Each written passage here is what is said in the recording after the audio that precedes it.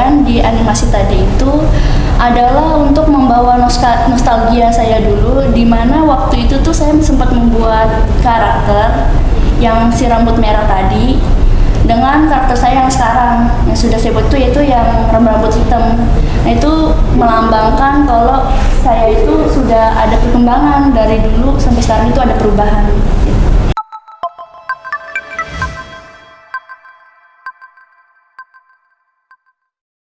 Sobat Palapa, selamat datang di podcast Dekas, DKV Discuss.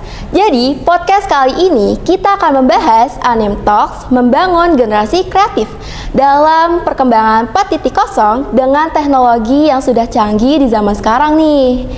Nah, omong-omong, sekarang sudah baraknya animator di luar sana yang sedang bertanding untuk menampilkan hasil animasinya yang menjadi kian pesat para masyarakat.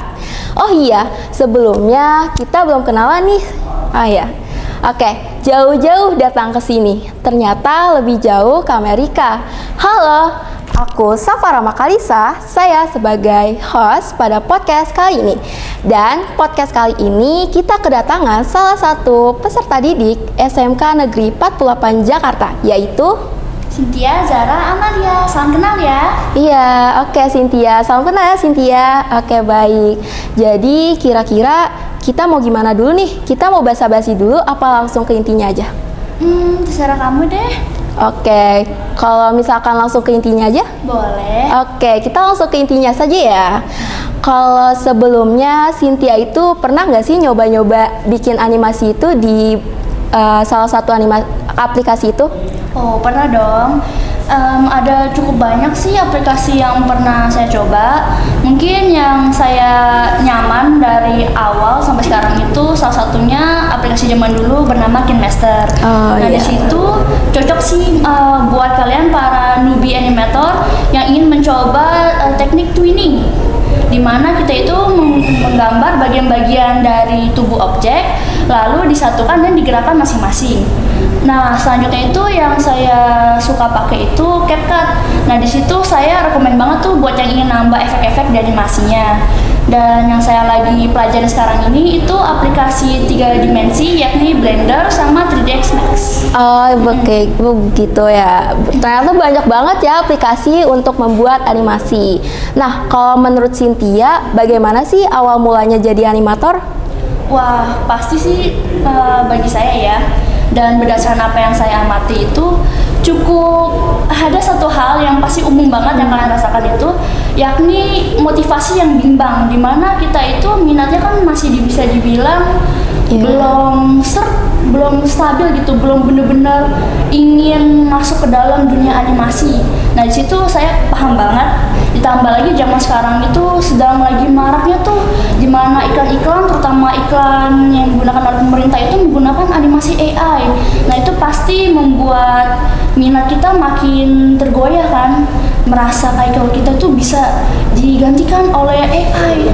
Tapi buat saya juga masih newbie animator itu, saya yakin dan saya ingin meyakinkan kalian itu agar kalian untuk tetap melakukan apa yang ingin kalian capai, yaitu menjadi seorang animator. Nah, ternyata bagus ya. Dan AI itu emang lagi maraknya sih ya. Itu juga nggak baik buat bagi kita sebagai para DKV gitu. Nah, kalau menurut Cynthia lagi, apa sih perbedaan dari animasi sama animator? Wah, ini sih mungkin pertanyaan cukup ditanyakan oleh banyak orang, namun dengan jawaban yang cukup simpel. Jadi dengan mudahnya itu, animasi itu produknya, dan sedangkan animator itu adalah orang yang membuat produk tersebut. Sama saja seperti fotografer dalam foto. Fotografer itu orang yang membuat foto tersebut, dan foto itu hasil dari yang dibuat oleh si fotografer. Oke, baik. Sudah dipahami ya teman-teman. Jadi animasi itu produk yang dibuat dan animator itu orang yang ngebuat produk itu. Nah, kira-kira apa saja sih susunan rancangan buat animator gitu? Nah, di sini kita punya yang namanya itu 3 tahapan.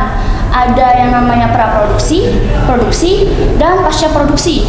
Untuk dibilang cukup simpelnya itu, praproduksi itu apa yang kalian lakukan sebelum membuat animasi itu sendiri.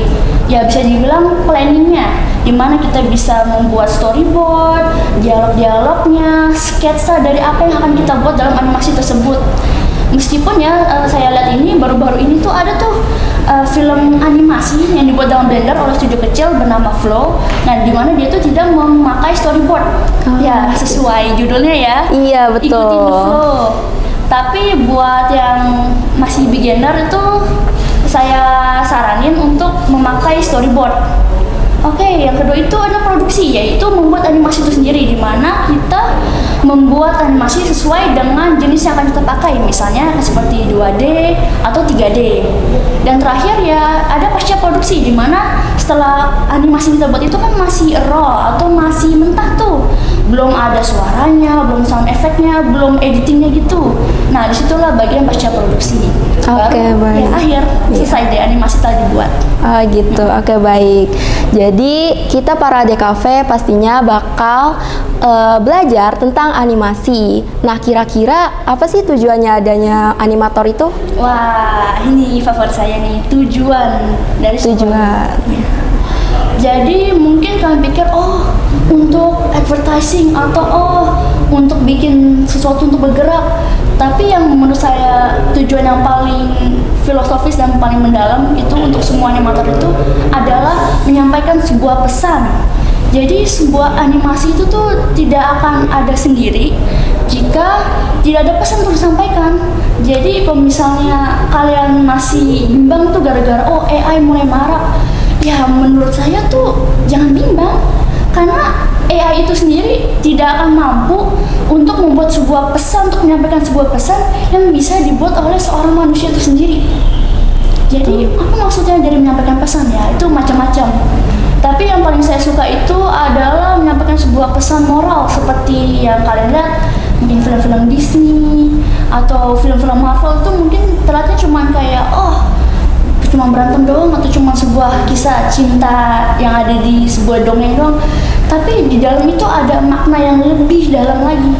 Jadi buat kalian yang mungkin bingung nih apa sih fungsinya animator, kalau ada AI buat apa ada animator manusia? Yaitu AI nggak bakal bisa mengasih sebuah pesan dari yang dia buat, hanya manusia yang bisa membuat itu. Ya, betul guys. Jadi, animasi itu ternyata sangat penting ya untuk membuat iklan atau ingin memasarkan produk yang kalian bikin gitu, teman-teman. Nah, pada saat ini kamu sudah pernah ini belum sih bikin animasi gitu? Terus ada kesimpulan apa dari animasi tersebut? Oh, pernah sih. Mau saya tunjukin? Boleh. Ini sih dibuat sekitar tahun ini ya, meskipun agak menurut saya cukup messy, berantakan karena ya dadakan ya bikinnya ya.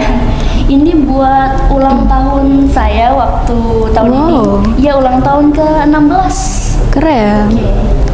Kurang lebih kayak gini. Coba tunjukin lebih jelas.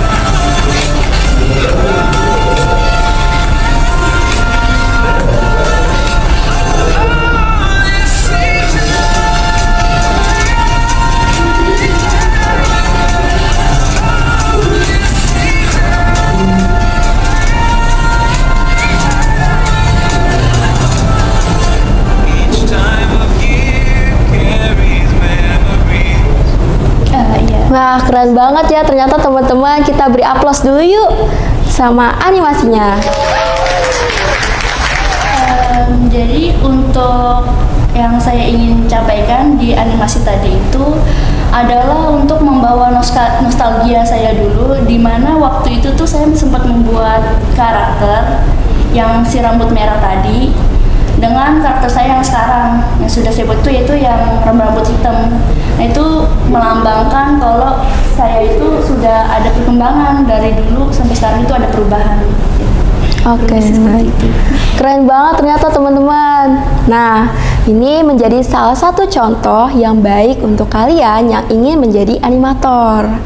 Nah, kalau Cynthia, apa saja sih kalau mau bikin animasi itu pakai software apa aja sih? Di situ yang ini saya pakainya tuh KineMaster, aplikasi yang pertama kali saya dikenalkan saat mau jadi animator. Jadi ya di situ saya pakai metodenya twinning tadi untuk menggerakkan speech bubble yang putih-putih itu yang untuk naruh teks. Nah, untuk yang bagian gerak yang satu lagi di mana si rambut hitam itu rambutnya bergerak, itu saya nyoba fitur baru di Ibis Paint, di mana tuh kita bisa membuat animasi frame by frame dari langsung aplikasi itu sendiri. Jadi udah nggak hanya bisa menggambar, itu udah bisa membuat animasi juga. Oke, baik. Cynthia, langkah pertama untuk kamu membuat animasi itu apa sih? Wah, langkah pertama tuh pasti ya itu brainstorming alias mencari ide, dan itu menurut saya itu tuh yang paling susah untuk dilakukan. Lebih susah dibandingkan membuat animasi itu sendiri. Jadi kenapa ya? Ya simpelnya sih ya, motivasi itu susah untuk didapatkan. Dan tuh saya yakin juga kalian para newbie animator itu merasa susah kan untuk mengambil langkah pertama menjadi sebuah animator. Ya karena gitu, kadang malas melanda, kadang situasi tidak mendukung, atau mungkin tugas-tugas sekolah kalian menumpuk. Wah, jadi burnout kan. Nah, iya guys, jadi sebelum bikin animasi, pastikan mendapatkan referensi sebelum melakukan pembuatan animasi tersebut. Nah, menurut Cynthia, butuh berapa lama sih untuk membuat satu animasi dengan durasi yang pendek? Wah, itu tergantung juga ya, karena dalam durasi pendek itu kalian mau nunjukin apa nih? Kalau cuma nunjukin orang yang menggerakkan kepala dari kiri ke kanan, mungkin bisa jadi sehari kelar ya, sketsa yang rough, yang sketsa yang masih mentah gitu. Tapi kalau yang ingin kalian tunjukin tuh misalnya ada orang lagi berantem atau orang lagi melompat melayang atau yang gerakannya lebih dinamis lagi, itu pasti mengambil waktu yang cukup lama, bisa seminggu mungkin ya. Oke, baik. Bahkan yang saya tahu nih, untuk membuat animasi itu bisa mencapai 1 tahun atau bisa sampai 5 tahun. Seperti di film Jumbo, itu dia bikin animasinya itu dari 2019 hingga 2025 yang sekarang tayang gitu. Jangan lupa nonton Jumbo ya teman-teman. Karena itu animasinya bagus banget ya. Iya, bagus banget. Rendernya tuh udah keren banget, top Marco top gitu. Udah bagaikan film-film Disney ya. Iya betul. Dia setara dengan film-film Disney gitu. Bagus banget. Gitu. Oke, yang terakhir, apa sih tantangan terbesar dalam animator bagi pemula? Bagi animator pemula. Nah, itu tuh tergantung ya dari pribadi masing-masing. Mungkin ada yang tantangannya itu mencari atau menggunakan softwarenya, ada mungkin tantangannya itu adalah mendapatkan device yang suitable atau yang mampu untuk membuat animasi itu sendiri. Dan ada yang tantangannya tuh sesimpel ya mengoleksi cukup keberanian dan cukup rasa ingin motivasinya tuh untuk melakukannya itu sendiri. Jadi tergantung pribadi ya. Untuk saya sih ya itu mendapatkan motivasi untuk membuat animasi itu sendiri. Iya betul. Jadi mau bikin animasi tuh harus dengan rasa yang penuh, rasa keinginan bikin animasi itu, dan harus mempunyai tujuan untuk membuat animasi tersebut gitu ya. Terus sayangnya kita sudah kehabisan waktu nih. Terima kasih sudah ingin menonton kita. dalam podcast kali ini yang sangat asik, sangat menarik, dan menyenangkan untuk mengobrol dengan Cynthia secara mendetail tentang animasi. Nah, oke, semoga apa yang kita sudah diskusikan bersama Cynthia dapat menambah pengetahuan kalian untuk yang ingin menjadi animator nih, teman-teman. Semangat juga untuk para calon-calon animator nih, tetap semangat untuk belajar, tetap untuk semangat mencapai impiannya, oke? Oke, segitu saja dari saya dan narasumber saya. Cynthia Zara Amalia. Sampai jumpa di podcast Dekas selanjutnya. Sekian, terima kasih. Wassalamualaikum warahmatullahi wabarakatuh.